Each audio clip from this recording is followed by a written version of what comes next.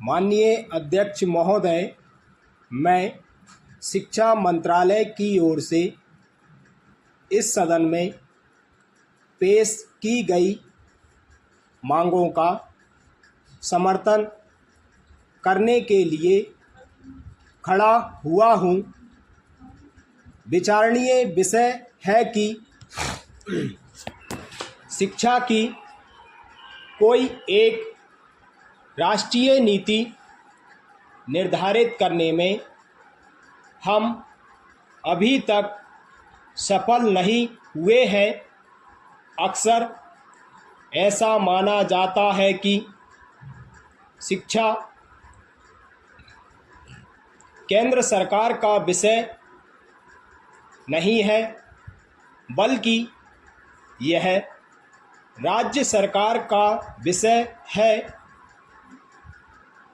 यह ठीक है कि शिक्षा राज्य का विषय है, लेकिन संविधान की दूसरी धाराओं के अनुसार शिक्षा के बारे में केंद्र सरकार की भी जिम्मेदारी होती है।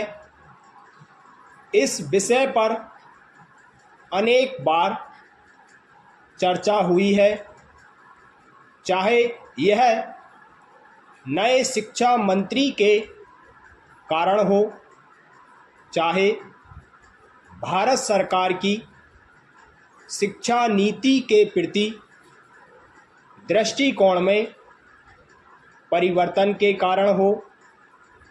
हम यह पाते हैं कि जो वार्षिक विवरण इस वर्ष के लिए शिक्षा का पेश किया गया है, उसमें केंद्र सरकार ने शिक्षा के प्रति और शिक्षा से संबंधित हिंदी भाषा और भारत की दूसरी भाषाओं के प्रति अपनी जिम्मेदारी को खुले तौर से स्वीकार किया है।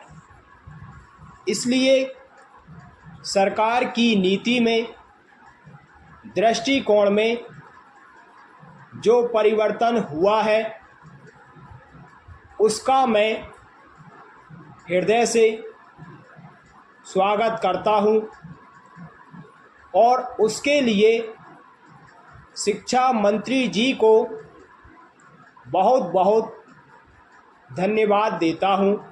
पैरा अध्यक्ष महोदय, बड़े दुख की बात है कि कई राज्य सरकारें बीते कुछ वर्षों में शिक्षा पर अपने बजट का जो प्रतिशत खर्च करती आई है, उसमें उन्होंने कटौती की है। ऐसी हालत में संविधान में सरकार पर शिक्षा के लिए और लोगों को शिक्षित करने की जो जिम्मेदारी सौंपी है, उसको सरकार कैसे पूरा कर सकेगी, यह बात समझ से परे है। कोई भी ऐसा प्रगतिशील देश नहीं है जहां हमारे देश की तरह शिक्षा को सबसे पीछे रखा जाता है और उस पर इतना कम खर्च किया जाता है। पश्चिमी देशों ने काफ़ी पहले विज्ञान को अपनाया, लेकिन हम इस 21वीं सदी में अपनी शिक्षा नीति को बदल भी नहीं सके हैं। सदन में जब वित्त मंत्री जी बजट भाषण पेश करते हैं तो उसमें शिक्षा के लिए ज़्यादा बजट की व्यवस्था करना वे ज़रूरी नहीं समझते। पैरा, माननीय अध्यक्ष महोदय, मैं आपसे निवेदन करना चाहता हूं कि